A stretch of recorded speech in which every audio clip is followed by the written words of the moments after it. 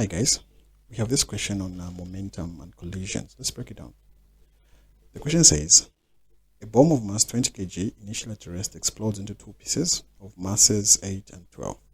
If the kinetic energy of the 8 kg piece is 576, determine the kinetic energy of the other piece. So this is a two-way question. Remember, to find kinetic energy, we need velocity, but in this case, we've not been given any velocities. So we're going to start by saying we have two objects. Let's call them object 1 and object 2. Object 2. So what do we know about object 1? Let's say object 1 is the one which has 8 kg. So mass for this one is 8. Mass 2 for this other guy is 12. The kinetic energy is for the 8 kg piece, so we have Ke for this one. Let's say Ke1 is 576 joules. So we need Ke2, kinetic energy for this other one. We don't know this. How about velocities? So remember, there's initial velocity before the explosion, and then there's final velocity after the explosion. Same thing here. Initial velocity and final velocity. But before the explosion, the bomb was at rest. This means that the initial velocities for both is 0. So, given that we have the kinetic energy for 1, we can find V1. Let's find V1. That's the kinetic energy. We're going to use the kinetic energy to find the value of V1. Because remember, when it was resting, it had no kinetic energy because the velocity was 0. So, kinetic energy for 1 is equals to half mass 1 V1 squared.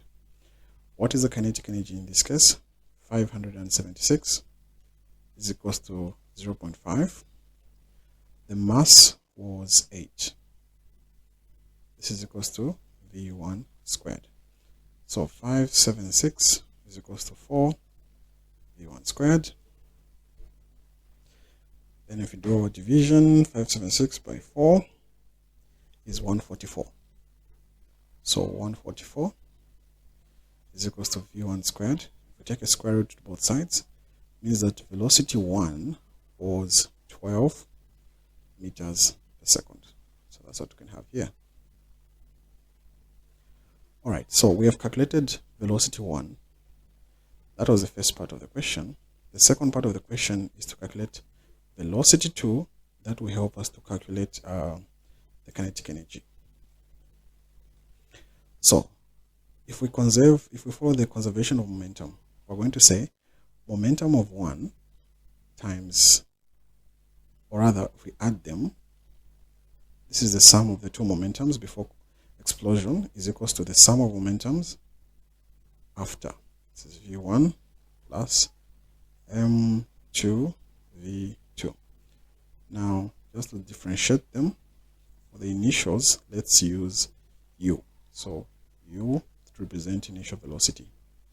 Now remember, they were initially at rest. This means that the initial velocities for both was 0. What is M1? M1 is 8. What is V1? We've calculated V1 to be 12. Plus, what is M2? M2 is 12. Then lastly, what is V2? That's what we want. So this means that this will be negative 12 V2 is equals to 8 times 12. If I divide both sides by 12, we'll say V2 is equals to 8 by 12 divided by 12. Then clearly the 12 can just cancel, meaning that our V2 is negative 8 meters per second. Now, if you look at the final velocities after the explosion, you can see that one is positive, one is negative. This simply means that after the explosion, let's say before. So before, this is just representing a simple ground.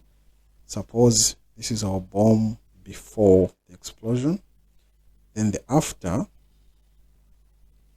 again, this is our ground. After the two separate, you will see that a piece was moved this direction, and another piece, which is this one here, was moved in the other direction. Because remember, we're taught to say they were separated. So the piece that is going to the left is the negative piece. So this is object 2. This one here is going to the right because it's the positive final velocity. So this is object 1. The question is asking for the kinetic energy of the 12 kg piece. So to find that kinetic energy now, we have the velocity, we have the mass. It's just straightforward. We're simply going to say kinetic energy, in this case that is kinetic energy 2, this one, is equals to half mass 2 velocity 2 squared. So kinetic energy is equals to 0.5. What is the mass given in this one? It's 12. What is the velocity? We've calculated it to be -8. So let's see what we obtain.